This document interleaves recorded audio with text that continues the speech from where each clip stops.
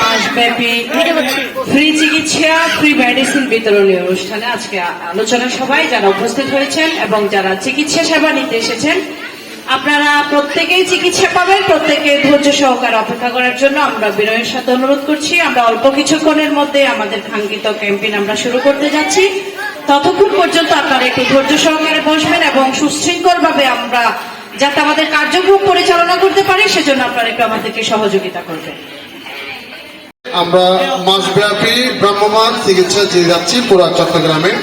তো সেই সুবাদে আজকে বাইজি কাঁচা বাজারের ভিতরে যে বার্মা কলোনিতে সাংবাদিক উন্নয়ন পরিষদের পক্ষ থেকে 2 জন অভিজ্ঞ ডাক্তার দ্বারা আমরা সবাইকে আবাসিক না বাইজিদ আবাসিকের ভিতরে সবাইকে আমরা ফ্রি চিকিৎসা ডাক্তারের চিকিৎসা করবে এবং আমরা সাথে ওষুধ নিয়ে আসছি, মেডিসিন নিয়ে আসছি, মেডিসিনও দিব।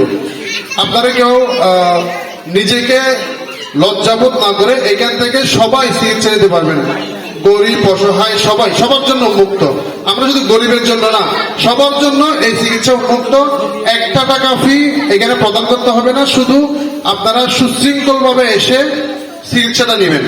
আমরা সাংবাদিক উন্নয়ন পরিষদের পক্ষ থেকে পুরো মাসব্যাপী এই চিকিৎসা পুরো চট্টগ্রাম শহরে দিয়ে যাচ্ছি। আমাদের সাংবাদিক ভাইরা আরো অনেক আসবে, যারা এসেছে আমরা তাদের সহযোগিতায় তারা সুন্দর করে বসবে, আমাদেরকে সহযোগিতা করবে, পরামর্শ দিবে। এই সংগঠন সাংবাদিক উন্নয়ন পরিষদ সংগঠন সারা বাংলাদেশ ব্যাপী। আমরা সারা বাংলাদেশেই আমাদের কমিটি রয়েছে এবং চট্টগ্রামে আমরা কমিটি রয়েছে। চট্টগ্রামে বেশিরভাগ আমরা প্রোগ্রামটা করে থাকি।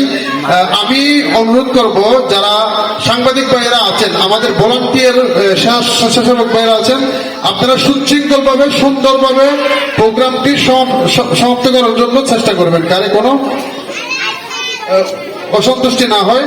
আমি যারা আমাদের সাংবাদিক ভাইরা আজকে এসেছে, মঞ্চে বসেছে, আমি সবাইকে অনুরোধ করব আপনারা ধৈর্য সহকারে বসে আমাদের প্রোগ্রামটা শেষ করবেন। যারা চিকিৎসা নিতে আসবেন আপনারা সুশৃঙ্খল ভাবে সিরিয়াল ভাবে টোকেন নিয়ে ডাক্তারের কাছে এসে আপনার মনের কথাটা, আপনার সমস্যাটা আপনার ডাক্তারকে বুঝাই বলবেন।